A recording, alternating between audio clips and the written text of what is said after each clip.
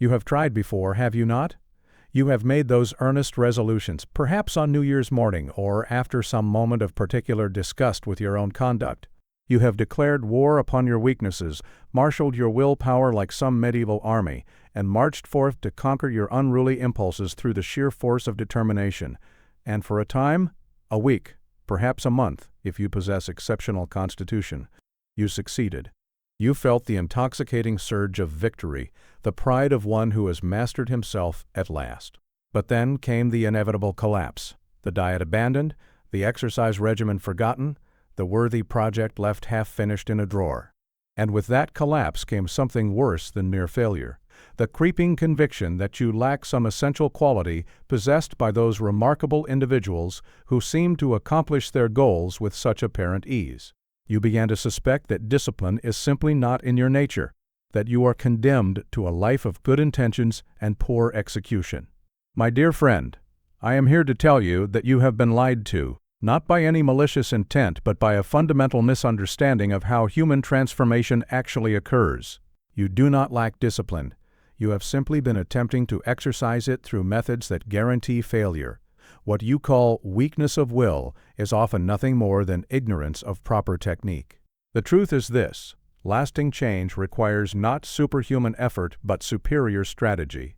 In the pages that follow, I shall share with you 6 principles that will transform your approach to self-mastery from an exhausting struggle into an elegant application of natural law. The great paradox of strength.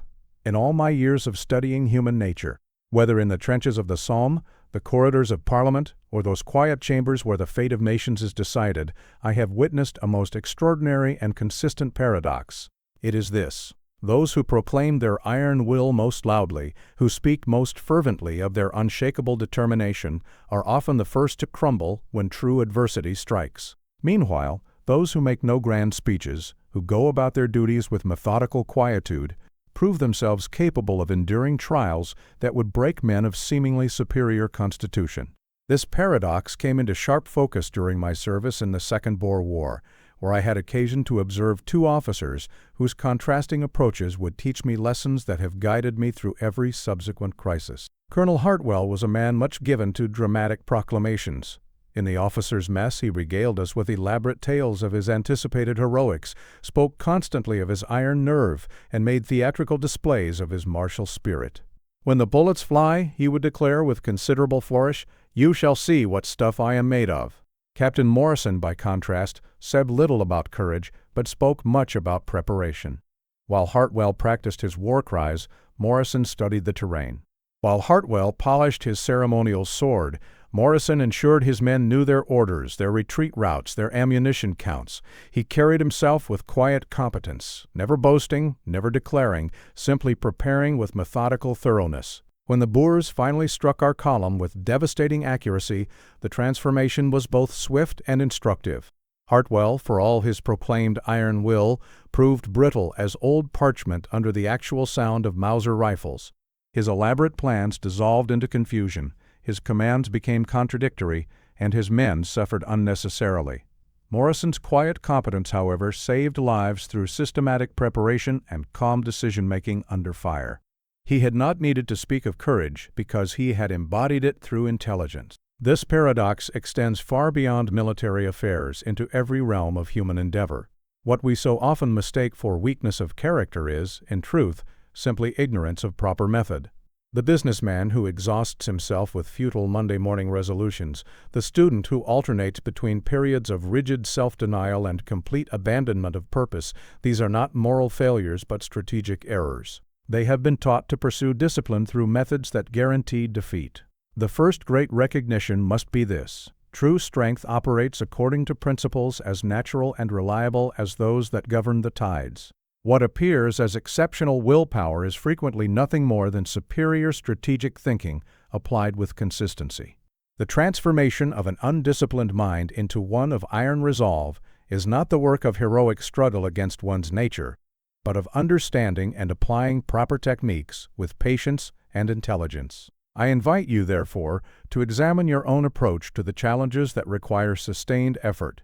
When facing difficulties, do you rely primarily upon dramatic declarations and bursts of determination, Or do you begin by studying the terrain, understanding the obstacles, preparing intelligent responses?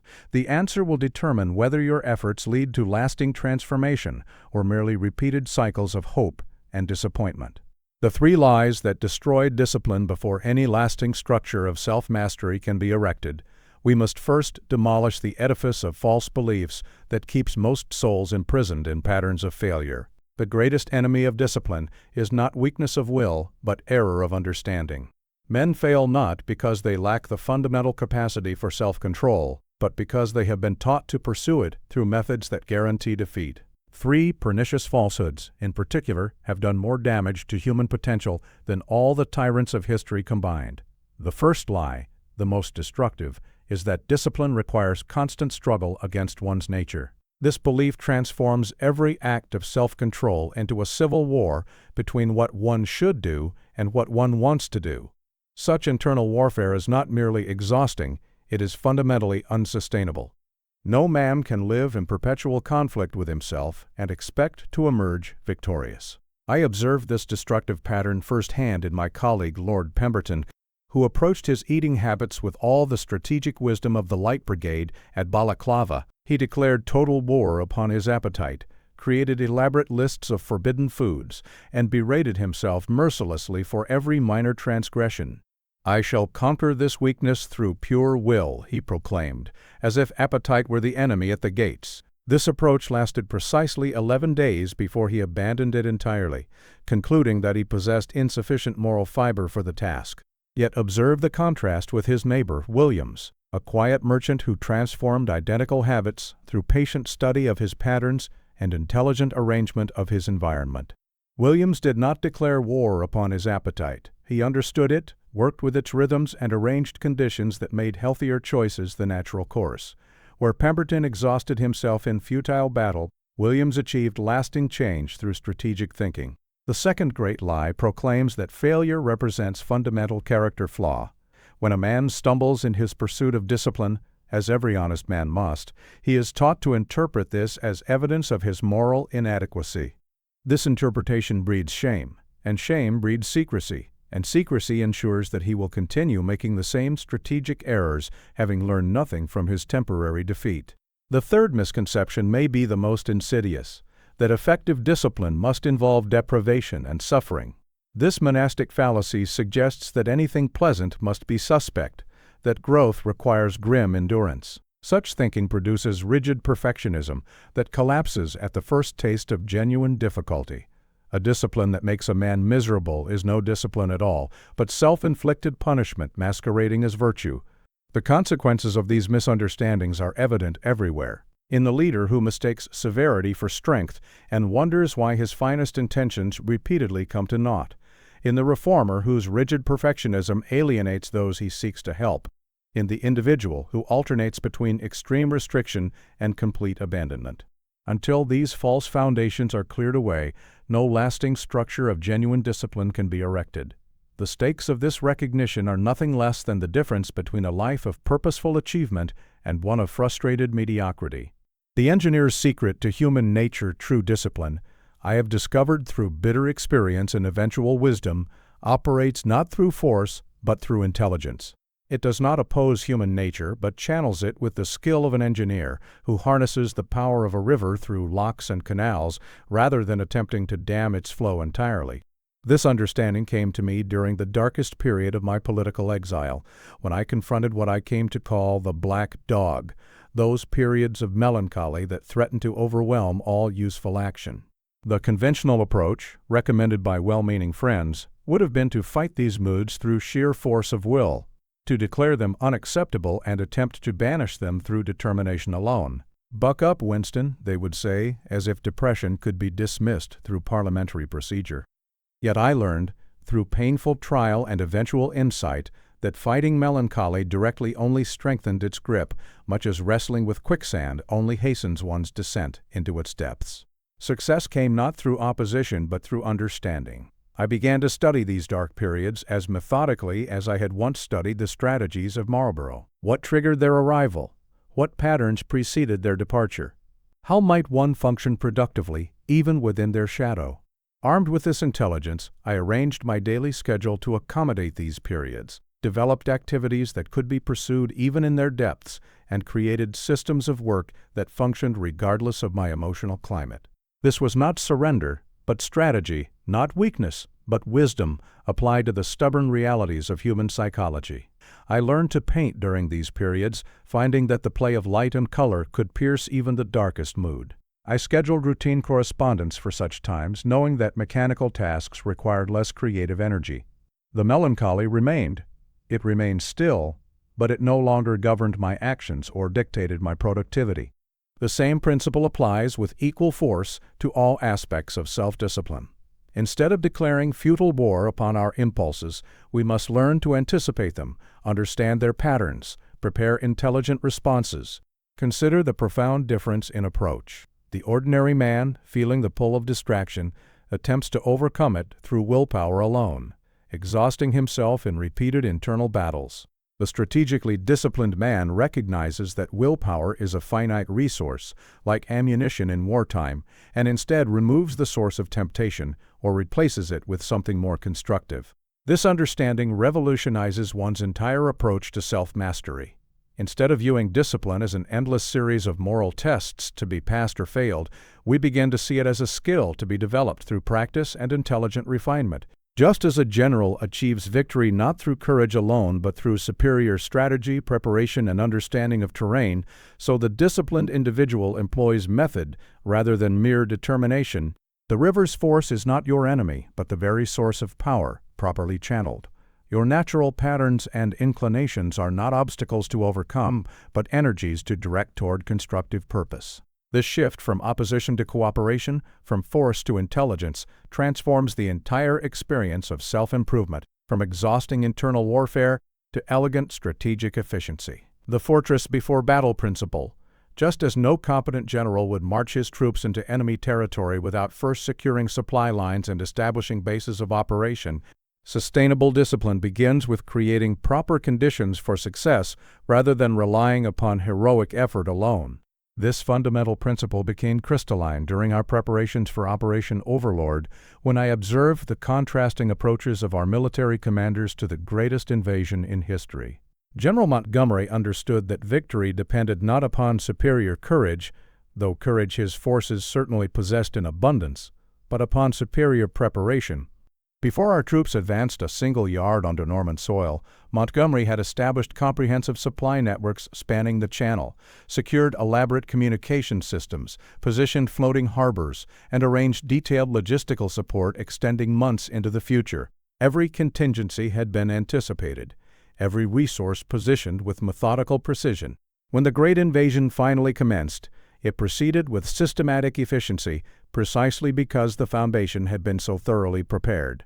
Montgomery's forces succeeded not through last-minute heroics, but through patient, intelligent preparation that made success the natural outcome rather than a miracle to be hoped for.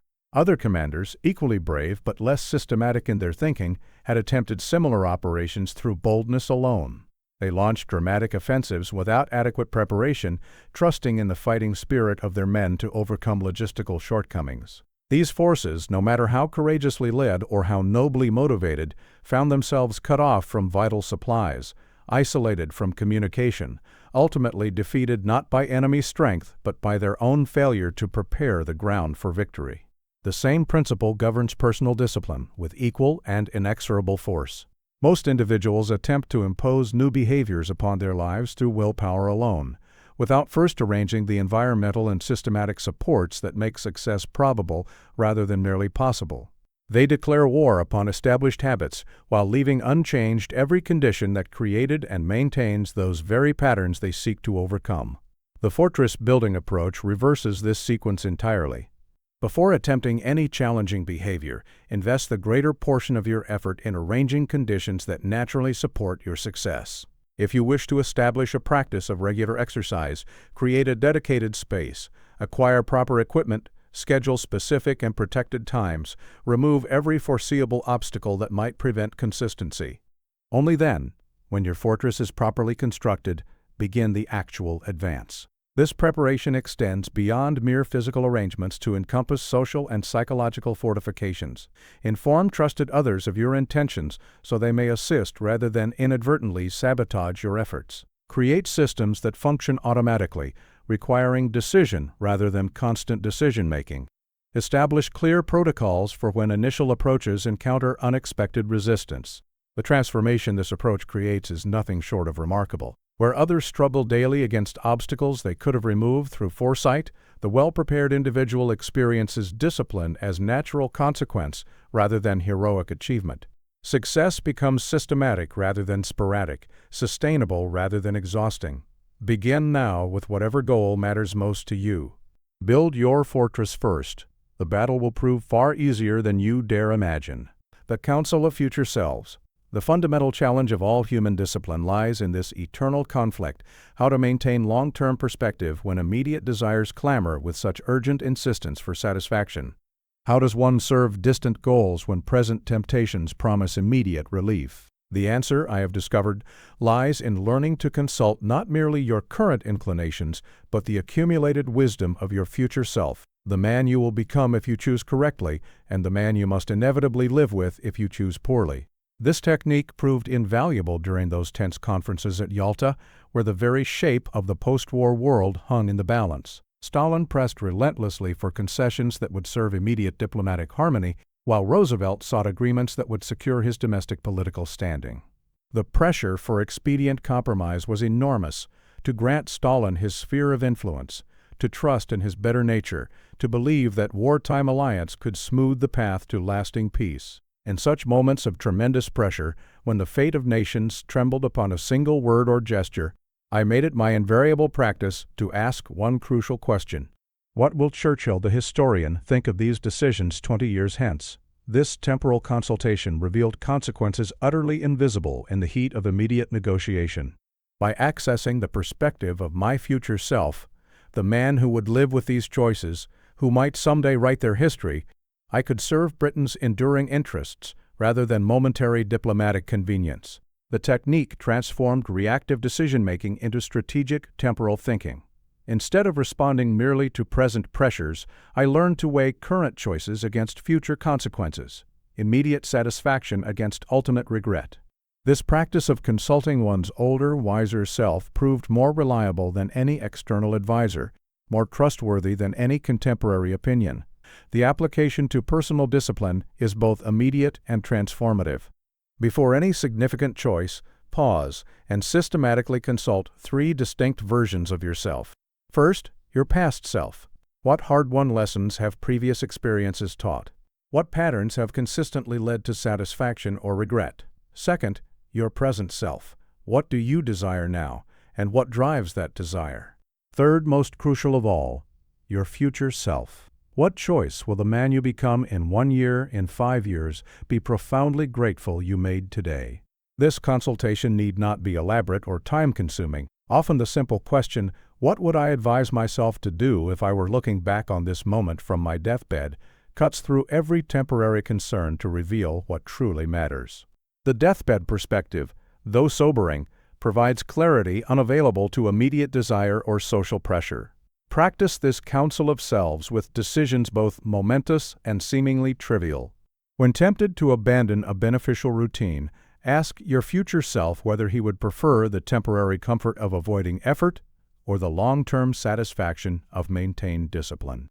When facing difficult professional choices, consult the perspective of your older, wiser self who has already lived with the consequences of similar decisions and can guide you with hard-earned wisdom.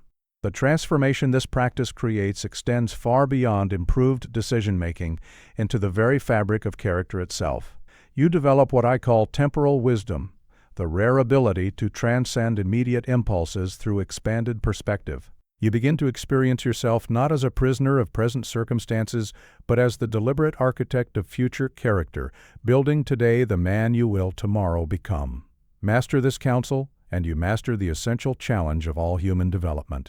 The sacred boundaries that define you. There are certain lines which, once drawn, must never be crossed regardless of circumstance, temptation, or apparent advantage.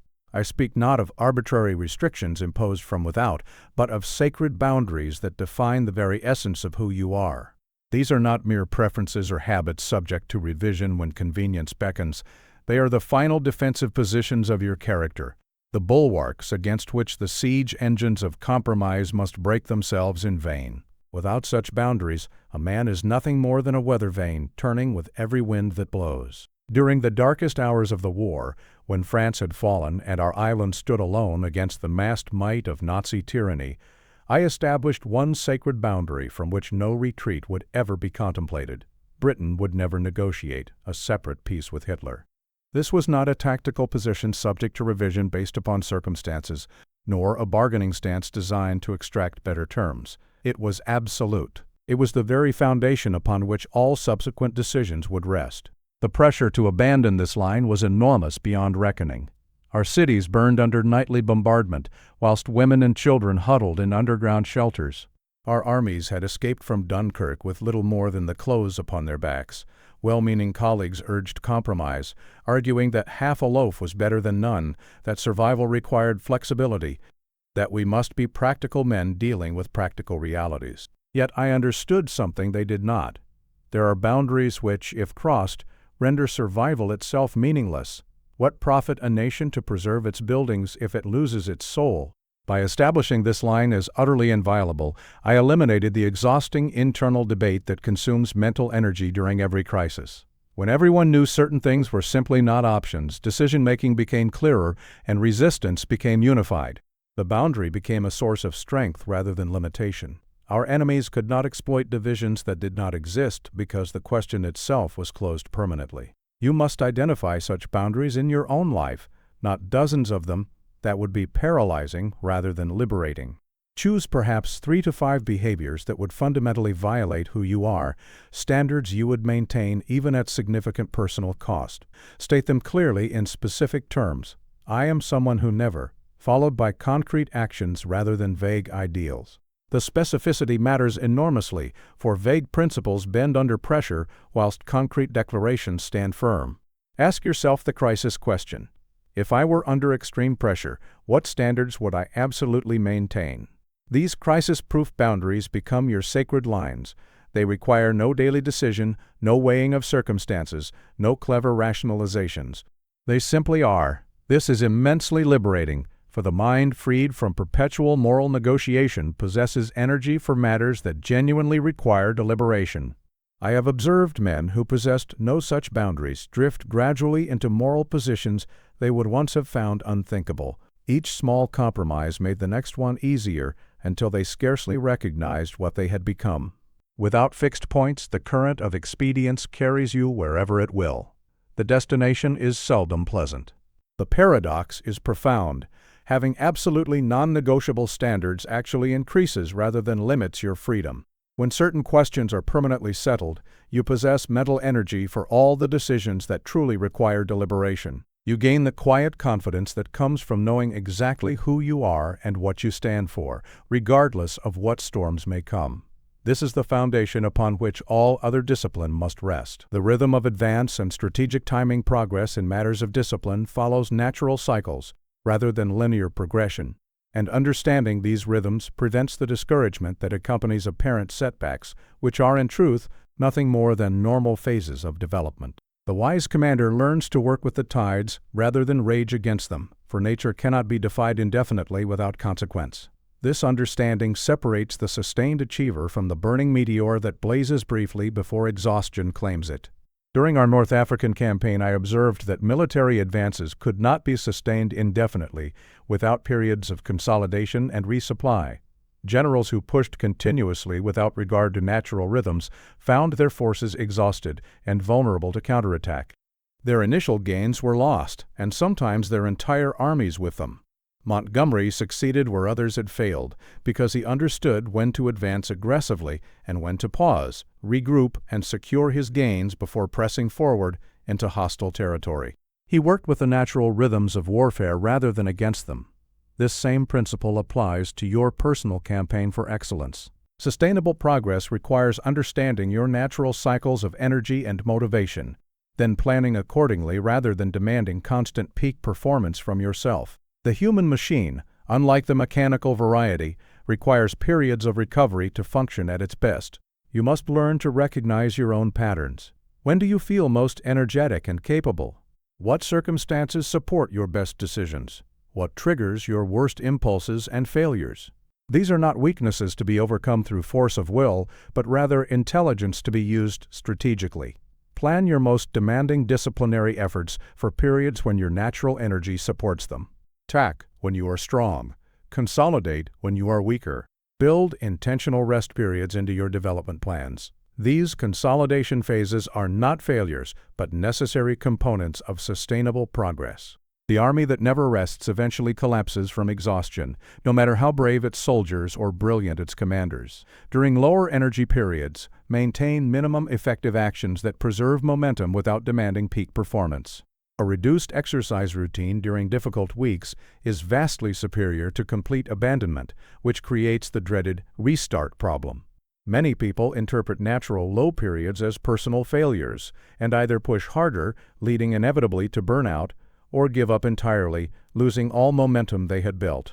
Both responses misunderstand the nature of human rhythm. The goal is intelligent adaptation, not perfect prediction or constant intensity. No general expects the weather to always favor his operations. He plans for various conditions.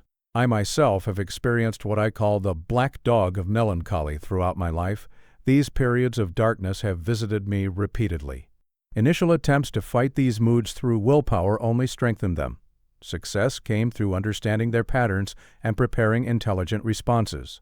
I arranged my schedule to accommodate them rather than deny their existence, and I maintained productive work even during their depths through careful preparation.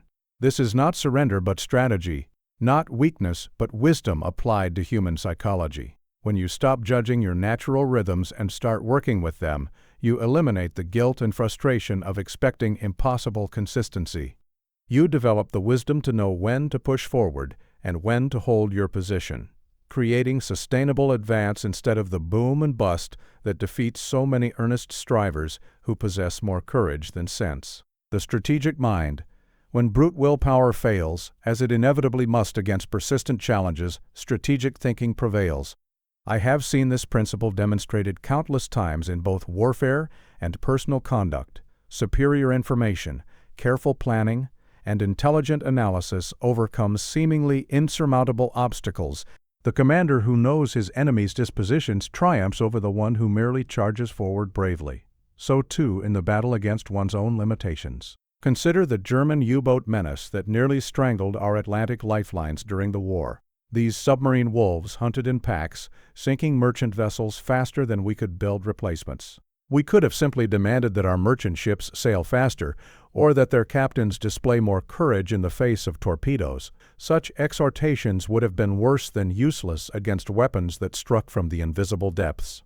Instead, we applied intelligence, analyzing attack patterns, developing convoy systems, deploying radar and sonar, and breaking enemy codes through brilliant cryptographic work at Bletchley Park. The result was dramatic improvement achieved not through heroic effort, but through superior understanding of the problem.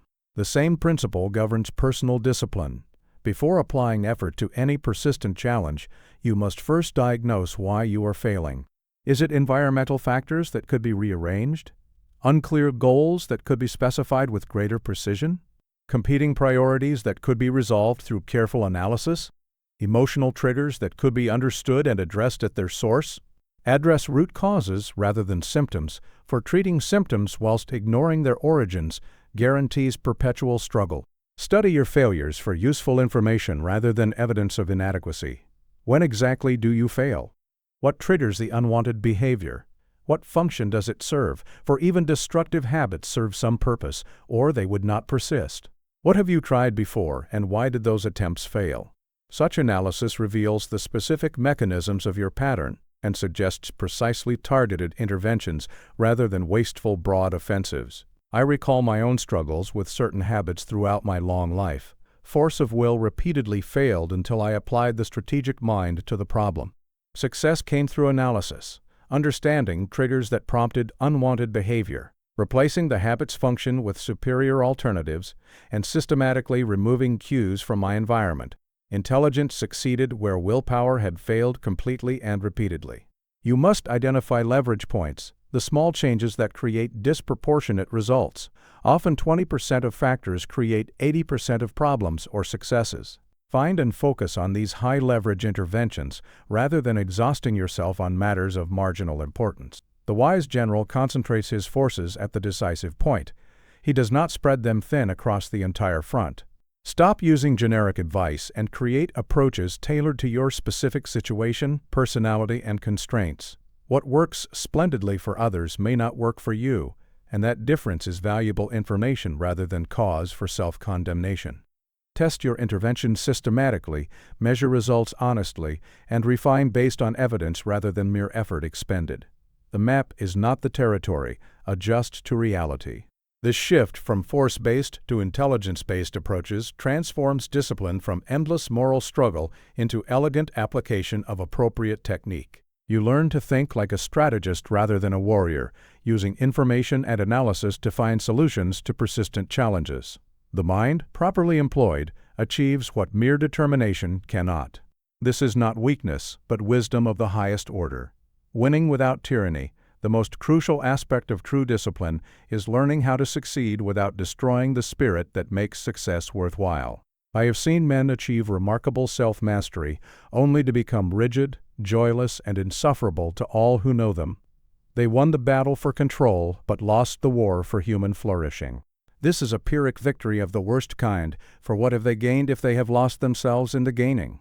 After our victory in the Second World War, I faced a crucial choice regarding how to treat defeated Germany. Vengeance would have been emotionally satisfying and politically popular with populations that had suffered under Nazi bombs and brutality. Many voices urged the complete destruction of German industrial capacity, the permanent reduction of a great nation to pastoral subsistence, the punishment of an entire people for the crimes of their leaders. Yet I understood that true victory requires magnanimity toward the defeated. Harsh treatment would plant seeds for future conflict, precisely as the punitive Peace of Versailles had done a generation before. That vengeful treaty created the conditions in which Hitler rose to power. Instead, I advocated rebuilding our former enemies, transforming them into partners rather than perpetual threats. This same wisdom applies to the defeated parts of ourselves. When you conquer a weakness or establish a new discipline, do not become a tyrant over yourself. Maintain space for spontaneity, pleasure, and human connection even within a disciplined life. Rigid perfection is not the goal. Sustainable excellence is. I counsel aiming for 80% consistency rather than 100% perfection. This leaves room for life's natural variations whilst maintaining overall progress toward your objectives. Treat your lapses and mistakes with the kindness you would show a valued friend who was struggling. Harsh self-criticism undermines long-term sustainability and corrodes psychological well-being. Ask, "What can I learn from this?" rather than, "Why am I so weak?" The first question leads to genuine improvement. The second leads only to despair and the abandonment of effort entirely. One question opens doors, the other slams them shut. Regularly assess whether your discipline is making you more capable and more human, or merely more controlled. True discipline should enhance rather than diminish your essential qualities, your curiosity about the world, your capacity for joy and wonder. If your self-mastery is making you cold and mechanical, something has gone badly wrong in the application of these principles. You have mistaken the means for the end. Build flexibility into your systems by planning for imperfection. Create what I call scheduled spontaneity, times when you deliberately break routine or safely indulge in pleasures that would otherwise disrupt your progress. This is not weakness but wisdom. The wisdom that human beings are not machines and cannot be operated as such indefinitely without breaking down. The highest achievement of discipline is not iron control but graceful mastery. The ability to pursue excellence without sacrificing your humanity, to maintain high standards whilst treating yourself with the compassion that makes sustained effort possible across a lifetime. In war, resolution; in defeat, defiance; in victory, magnanimity; in peace, goodwill. Apply this motto to your inner campaign as faithfully as to your outer one, and you shall prevail without losing what makes prevailing worthwhile. The daily architecture of excellence. Excellence is not an event, but an architecture. a carefully designed structure of daily practices that support consistent high performance without requiring heroic effort. Just as the great cathedrals were built stone by stone over generations, each craftsman contributing his portion to the magnificent whole, so too is a life of distinction constructed through systematic daily routines that embody enduring principles. The edifice rises slowly, but it rises to last. Throughout my career, I maintained strict daily disciplines that enabled extraordinary productivity during the most chaotic times. Whilst others were reactive to circumstances, buffeted about by every wind that blew, my structured approach provided consistency amid chaos. I worked in bed each morning on strategic planning and correspondence, fortified by breakfast on a tray and surrounded by newspapers and documents. Afternoons were reserved for meetings and parliamentary duties. I took a restorative sleep after luncheon, which many thought eccentric, but which renewed my vigor for the evening's demanding work. Evenings brought long dinners and conversation with advisors and guests, then work again until the small hours whilst most sensible people slept. During the war's darkest periods, when London burned and invasion seemed imminent, this daily architecture provided stability and effectiveness when everything else was uncertain. The routine itself became a fortress within which clear thinking could occur. You must design your own daily structure with similar care. Create morning rituals that establish clarity and intention before the day's demands begin their assault upon your attention. Protect your best energy for your most important tasks, rather than squandering it on trivialities that could be done by anyone or at any time. Establish evening practices that promote reflection upon the day's events and preparation for the morrow. Build routines so consistent they require minimal decision-making. Pre-decide when, where, and how you will execute important behaviors. This reduces the depletion of willpower that comes from constant deliberation and increases reliability of execution. The soldier who knows exactly what he is to do at each hour wastes no energy wondering or debating. He simply acts with confidence. Yet build adaptability within your structure, for rigid plans shatter against rigid reality. Have what I call different levels of routine. Full routines for ideal conditions, reduced versions for challenging days when circumstances press against you, and minimum versions for crisis periods when survival itself requires adaptation. This maintains momentum without demanding perfection that circumstances may not permit. Create systematic processes for weekly review. What worked well and should be continued. What failed and requires analysis. What requires adjustment based upon experience. This ensures continuous improvement rather than mindless repetition of ineffective patterns. The unexamined routine is not worth maintaining, for it may be leading you in circles rather than forward. Start with simple, realistic versions of your daily architecture and refine gradually based upon experience. Many fail by creating overcomplex systems that become burdensome rather than supportive. The goal is helpful automation that creates more mental capacity for important work, not elaborate rituals that consume the very energy they are meant to preserve. Simplicity that works surpasses complexity that collapses. When you develop reliable systems that create consistent excellence regardless of mood or circumstance, you gain the deep satisfaction that comes from purposeful, organized living. You are no longer at the mercy of the day's whims, but the architect of your own effectiveness. This transformation from chaos to order, from reaction to design, is among the most significant achievements any person can attain. It is the foundation upon which all other achievements must rest. The wisdom of strategic retreat. There is no shame, I have discovered, in the intelligent withdrawal from a failing position. Indeed, some of my most instructive moments came not from pressing forward, but from recognizing when to abandon an untenable approach. This principle, so clear in military affairs, proves equally vital in the campaign for personal mastery. Consider this truth: the general who refuses to retreat from an exposed position will lose his entire army. The statesman who cannot abandon a failing policy will sacrifice his nation's interests to his pride. And the man who cannot step back from ineffective discipline will squander his strength in futile struggles. During the Dardanelles campaign, I learned this lesson with painful clarity. We had committed ourselves to a strategy that circumstances had rendered impossible, yet pride and the fear of appearing weak kept us grinding forward. The cost was terrible, not because the objective lacked merit, but because we could not admit that our methods had become counterproductive. How different the outcome might have been had we possessed the wisdom to retreat, regroup, and approach the problem afresh. You see, retreat is not defeat. It is intelligence applied to circumstances. The disciplined mind must learn to distinguish between abandoning worthy goals and abandoning unworthy methods. The goal of mastery remains constant. The means must remain flexible. Now, here is the peculiar thing about human nature. We often cling most desperately to the very approaches that serve us least well. A man will persist with a morning routine that leaves him exhausted rather than admit it needs changing. A woman will maintain habits that drain her energy rather than appear inconsistent. This is not discipline. It is stubbornness masquerading as virtue.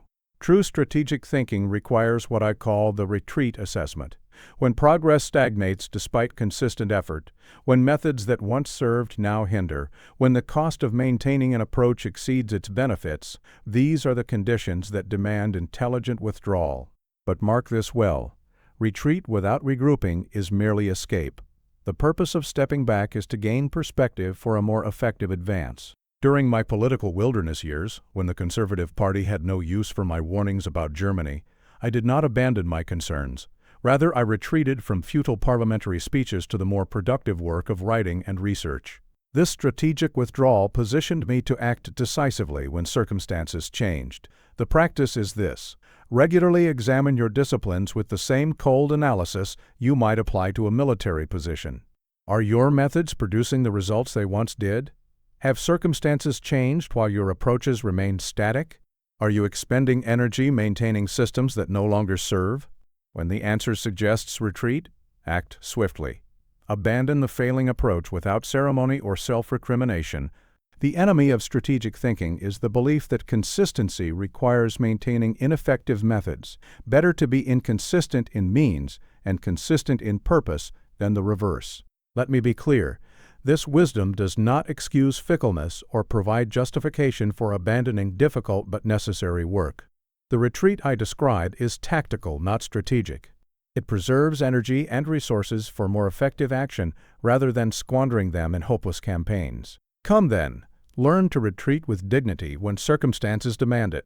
Your strength lies not in rigid adherence to failing methods, but in the flexibility to find approaches that actually work. The wise commander knows when to hold ground and when to withdraw. So must the disciplined individual. The art of strategic patience. In all my years of leadership and observation, I have concluded that patience is perhaps the most misunderstood virtue. Most men confuse it with passivity, believing that to be patient means to wait helplessly for fortune to smile. This is not patience. It is abdication of responsibility disguised as wisdom.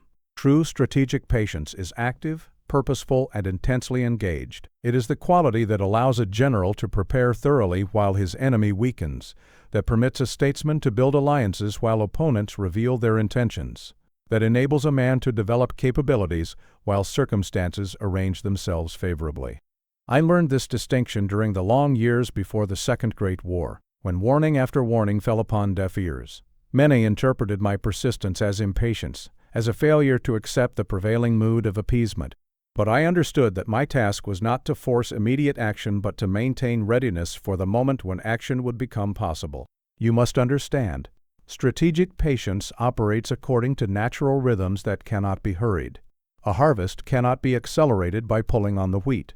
A friendship cannot be forced by demanding immediate intimacy. Mastery cannot be rushed by doubling effort without regard for process. This principle applies directly to personal discipline. The man who attempts to transform his entire life in a fortnight is practicing impatience, not ambition. He has confused urgency with effectiveness, intensity with intelligence. Such approaches invariably collapse under their own weight. But here's the fascinating aspect of true patience. It actually accelerates progress by working with rather than against natural development. The gardener who plants seeds and tends them daily achieves growth far faster than one who plants today, digs up the seeds tomorrow to check progress, and replants them the day after. Consider how this applies to any discipline you wish to develop. Physical fitness cannot be achieved by a single heroic effort, but builds gradually through consistent, moderate work. Financial security grows through steady accumulation rather than dramatic gestures. Intellectual mastery develops through sustained study rather than cramming sessions. The practice of strategic patience involves what I term preparing the ground. While waiting for favorable circumstances, you do not wait idly. Instead, you develop capabilities, gather resources, study patterns, and position yourself to act decisively when opportunity presents itself. During the cabinet war room's darkest hours, when invasion seemed imminent and our resources appeared pitifully inadequate, patience meant continuing to strengthen our position day by day while watching for signs that the strategic situation might shift. We could not force victory, but we could ensure readiness when victory became possible. Now, let me address the common error, mistaking delay for patience. Delay is the enemy's tactic, to put off necessary action until the moment passes. Patience is the ally's strategy, to prepare thoroughly so that action, when taken, proves decisive. In your personal campaign for mastery, this means building capabilities daily while accepting that significant results may take longer than your eagerness desires. The disciplined individual plants good habits like seeds, tends them with daily attention, and trusts the process to produce the harvest in due season. Think of it this way: every day of patient preparation is an investment in your future effectiveness. Every day of impatient forcing depletes your resources without producing lasting results. The accumulated power of patient development eventually overwhelms the scattered efforts of impatient striving. Let us therefore cultivate this art of strategic patience. Prepare daily, persist consistently, but do not demand that results appear according to your preferred timeline. Trust that proper methods, given time to work, will produce their natural outcomes. Your task is not to hurry the harvest, but to ensure it will be abundant when it arrives.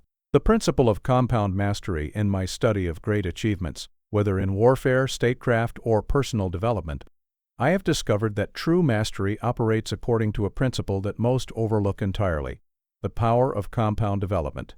Like the interest that accumulates in a well-managed investment, small daily improvements in discipline create results that eventually dwarf any single heroic effort. This principle became clear to me during the long preparation for the Second Great War. Each day of study, each conversation with military experts, each analysis of German intentions seemed insignificant when measured individually. Yet these modest daily investments accumulated into the understanding and relationships that proved decisive when crisis arrived. The mathematics of this process are remarkable, but frequently ignored. A man who improves any capability by merely 1% each day will increase that capability by 37-fold over the course of a year. Meanwhile, the fellow who attempts dramatic improvement sporadically will find himself perpetually returning to his starting position.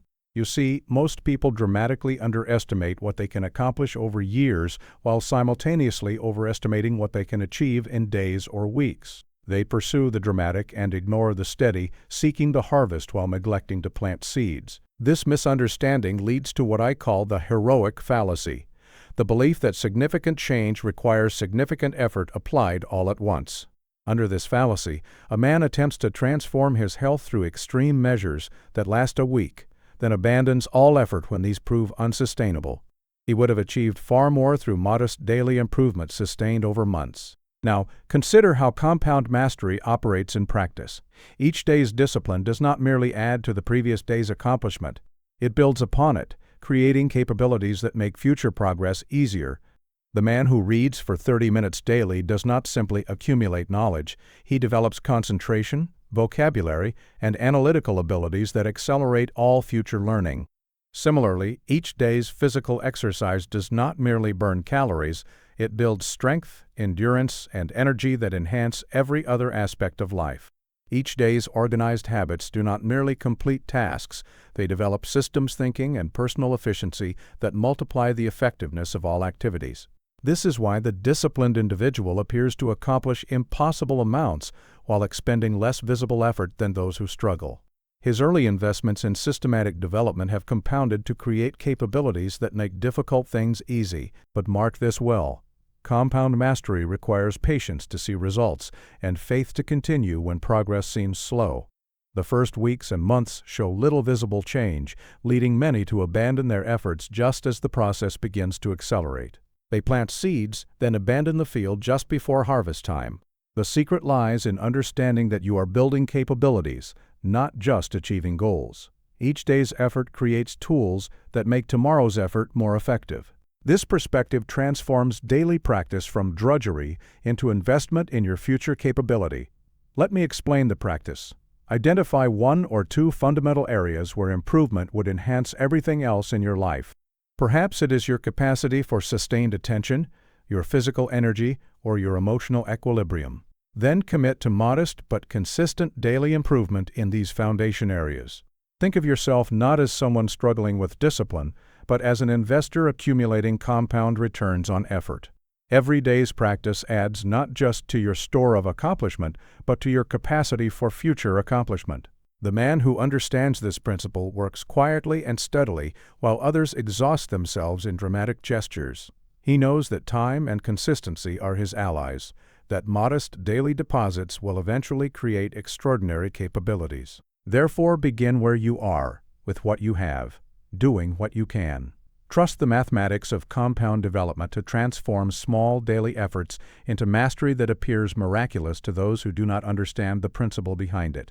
The guardian's duty.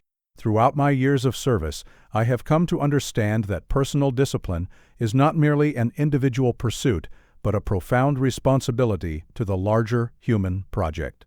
Those who master themselves become guardians of human potential, demonstrating what is possible and preserving the possibility of excellence for future generations. This may seem a grand claim for something as seemingly private as personal discipline. Yet I have observed that civilizations rise or fall based upon whether enough individuals maintain standards of excellence regardless of prevailing conditions. During Britain's darkest hours, it was not mass movements that preserved our capacity for freedom, but individual men and women who continued to exemplify what human beings could achieve under pressure. The scientist who maintained his research despite bombing raids, the teacher who preserved educational standards despite chaos, the citizen who upheld courtesy despite fear, these individuals kept alive the possibility that civilization might continue. Their personal disciplines became civilizational assets. You see, every time you choose the disciplined path over the easy one, you do more than improve your own circumstances.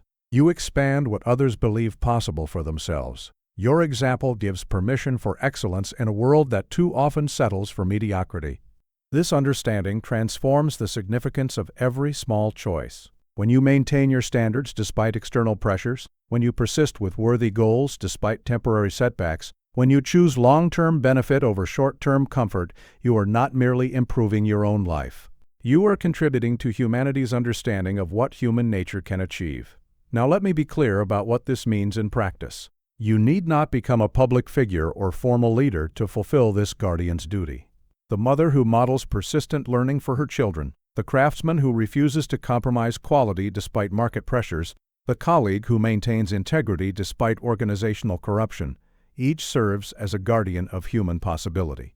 But here is the fascinating paradox. The more consciously you embrace this larger purpose, the easier personal discipline becomes. When your choices serve something greater than immediate personal comfort, you gain access to reserves of motivation that pure self-interest cannot provide. During the war years, I found that decisions became clearer when viewed through the lens of duty to future generations. Would this choice preserve or diminish the possibility of freedom for those who come after? This perspective provided strength during moments when personal preferences might have led to different decisions. Consider applying this same framework to your personal disciplines. Are your choices expanding or contracting human possibility? Does your example demonstrate what is achievable under current conditions, or does it reinforce limiting beliefs about human capacity? This is not about perfection. None of us achieves that. Rather, it is about persistence in worthy directions, despite inevitable setbacks. The guardian's duty is to keep trying, keep learning, keep growing, thereby preserving the knowledge that growth remains possible. Think of it this way. Every person who develops genuine discipline becomes a proof of concept for human potential. Your success with challenging circumstances demonstrates to others that they too might succeed with their challenges. Your failure to give up when progress seems slow shows others that persistence can be maintained. The knowledge and capabilities you develop through disciplined effort do not die with you. They influence those who observe your example, contribute to the accumulated wisdom about what works, and expand the collective understanding of human possibility. Therefore, approach your personal disciplines with the seriousness they deserve. You are not merely improving your own circumstances, but participating in humanity's ongoing experiment with excellence. Your individual mastery, however modest, contributes to the larger human project of discovering what we are capable of becoming. This perspective provides both profound motivation and appropriate humility. Your efforts matter more than you might suppose, but they are part of a much larger story than your individual success. The never-ending campaign, Master's Mind. As I write these final thoughts on the nature of discipline and mastery, I am struck by a truth that has taken decades to fully understand. The greatest achievement of a disciplined life is not reaching any particular destination, but developing the capacity for continuous growth, learning, and contribution that makes the journey itself deeply satisfying.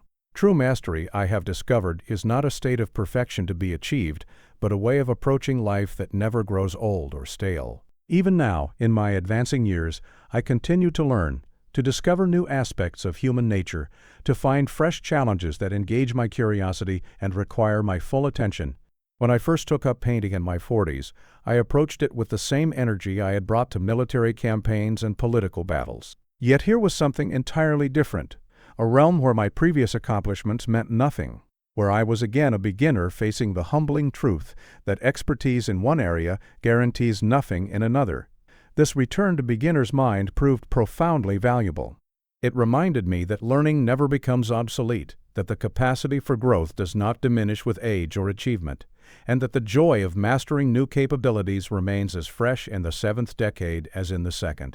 You see, one of the greatest dangers for accomplished individuals is the belief that their success proves they have little left to learn. This is the beginning of stagnation, the first step toward irrelevance, the moment when past achievement becomes a barrier to future development. The master's mind operates differently. It recognizes that every new challenge reveals previously unknown aspects of human potential, that every student teaches the teacher something unexpected, that every setback provides information unavailable through success alone. This perspective transforms the entire relationship with discipline and achievement. Instead of viewing mastery as a destination to reach, you begin to see it as a way of traveling, an approach to life that remains endlessly fascinating because there are always new territories to explore. Consider what this means for your own journey. The disciplines you develop are not merely tools for achieving specific goals, but capabilities that open new possibilities you cannot currently imagine. The attention you cultivate through reading may later serve you in unexpected creative endeavors. The physical fitness you build may provide the energy for contributions you have not yet conceived. Now here is the master's secret. The pursuit of excellence becomes its own reward. The early stages of discipline require faith that the effort will prove worthwhile. But as capabilities develop, the process itself becomes satisfying. You work not only for what you might achieve, but for the deep satisfaction of working at your highest level. This transformation is crucial because it makes discipline self-sustaining. You no longer need external motivation to maintain good habits because the habits themselves provide fulfillment. You have become the kind of person for whom excellence is natural rather than forced. But perhaps the greatest gift of developing master's mind is the capacity to serve as a guide for others beginning their own journey. Having traveled the path from confusion to clarity, from struggle to capability, you can offer both encouragement and practical wisdom to those who follow. Yet this guidance must be offered with humility, for each person's journey will be unique.